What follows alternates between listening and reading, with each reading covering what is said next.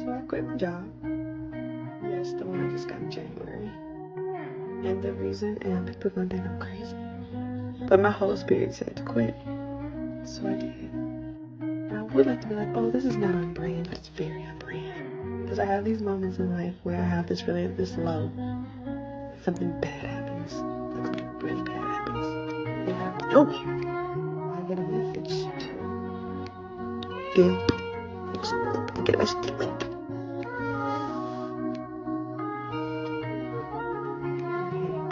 Because I still haven't deleted. But I do it every time. Every time I leave. And every time my life gets better. It's better than I could have imagined. Like I changed my life in 4 months when I moved to Atlanta. I am scared and I don't know what the outcome is, but I know it's gonna be better than I can even imagine. So I'm an atheist, and for y'all like start freaking the fuck out, I just don't believe that there's a God just sitting up high and seeing all the fuck shit that's happening and being like, you know what? I do love all my children equally. Cause I be beating the fuck out of people right now. You know how your parents grab you, like you and your sibling outside, and y'all start fighting, and your mama like, okay, I'm gonna let them fight as much, a little bit, and then one of y'all start like whipping the shit at the other one, then your mama have to go grab your ass real quick and drag him. That's what God should be doing right now, and he's not. So I'm atheist. The funniest thing to me about this is I grew up a Christian.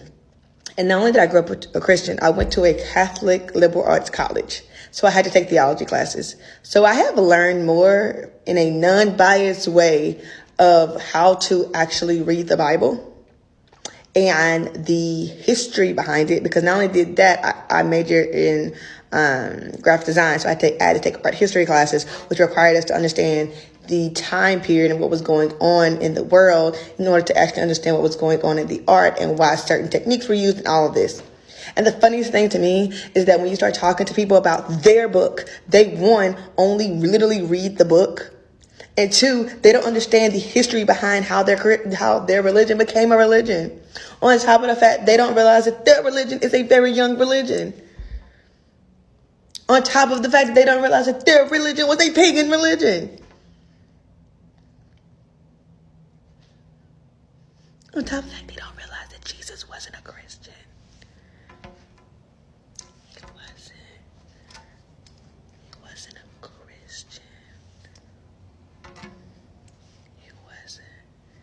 On top, they also, because they don't know the history behind it, don't realize, come here, come closer. They don't realize that they're getting a misinterpreted version of the actual Bible. It's like if I was telling you a story, but I took out big chunks of the story out because it just didn't fit with the narrative that I was trying to tell you. And then you find out later that I left like a shit ton of the parts out. Would the same story still be the same story? Why? Because if you omit parts in order to interpret it different, it's a lie. All right, here's another video of things that your older sister should have told you, but she didn't tell you, so I'm your older sister now, and I'm telling you. When you are dating, and I want you to really listen to what I'm about to say. When you are dating, do not look at it as if there is something wrong with you simply because the person that you like does not find you entertaining, interesting, or want to be with you. I'm not saying it doesn't suck. I'm not saying it won't hurt your feelings. I am saying that it does not mean that something is inherently wrong with you just because the person that you're so interested in doesn't actually like you. I personally like to use the saying, I'm everybody's type. But the honest answer is I am not, in fact, everybody's type. And whereas somebody might like my physical and be interested in me because physically I am their type, I am very weird. I'm a nerd. There's a lot of things about me that just aren't somebody's type. So when they get to know me, physically I might be their type, but as a person, I might be the furthest thing from it. And if that happens, it is okay. Are you in your later 20s, mid 20s, or in your 30s and your body's starting to hurt in ways that it hasn't hurt before and you can't figure out why? Hi, I'm Bree and I am a stretch coach. I am a assistant stretch coach, and basically what I do is people come into the studio and I stretch them from literally their neck and shoulders all the way down to their feet. We use a mat. There's a particular method I work at a particular studio I work at. But the end all be all is I've come to realize that the biggest issue with aging isn't actually aging itself. It's the fact that when we're younger, we're constantly going there. We have recess, we're playing sports, we're very active, which requires us to warm up. Now, recovery isn't taught properly, and that's another whole story in itself and a whole post in itself. But let's get back to the point. But the point is, because we're constantly moving, our muscles are elongated. So what happens as we get older is we tend to be less active, which causes our muscles to get tighter because we're not doing things to keep them elongated, which causes you to tense up and for you to have other issues.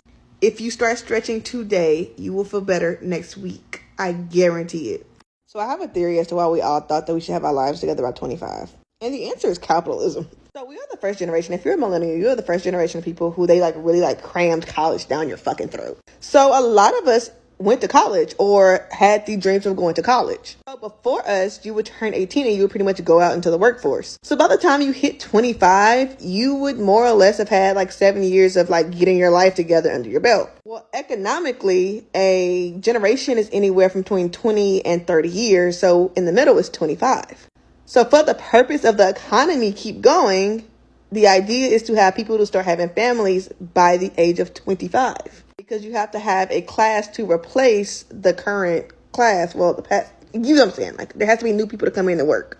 But because we did not actually go into the workforce at 18, a lot of us didn't go in until we were 22, 23, 24 years old. So it pushes the timeline back. Which is why most people in the millennial-ish generation are starting to get their lives together around 30, 32-ish.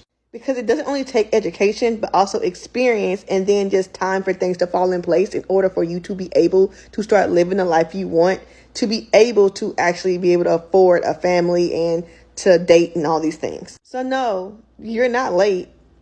Most of us are not late. It just got pushed back because we went to college. All right, and we're back to things that your older sister should have told you, but she didn't tell you. So I'm telling you now because I'm your older sister. And this one has to do with love. And some of y'all are going to be ready to click off, but just wait. Just hold on. Just wait. I was in a relationship for 10 years. Yes, 10 years. No, it wasn't consecutive. And yes, I did date other people in the in-betweens of us dating. And each one of those in-betweens was very important for different reasons. This is less so about my 10-year relationship and more about what I have learned in the last 5 years that greatly contributed to me getting over my 10-year relationship. The first thing is, just because two people love each other does not mean that they're supposed to be together. I remember me and my ex got into a fight and we were just like arguing and he just kind of like stopped and he brought the conversation to a point. And he was like, it just sucks because we love each other more than most people will ever love anybody. And we can't figure out how to make this work. And I remember in that moment, I just stopped and I will never forget that moment. I know exactly where I was at in that moment. And I literally burst into tears because that's exactly how I felt.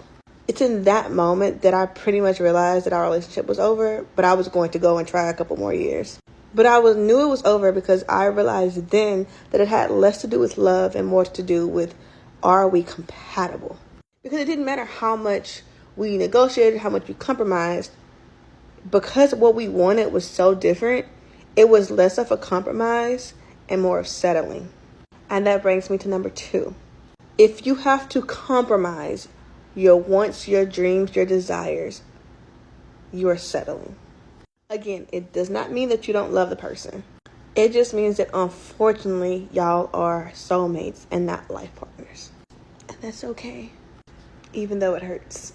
The last thing will bring me back to number 3 is there is a difference between a soulmate and a life partner. You have many soulmates. Some of your soulmates are platonic. Me and my best friend are platonic soulmates. I love that heifer with everything in me.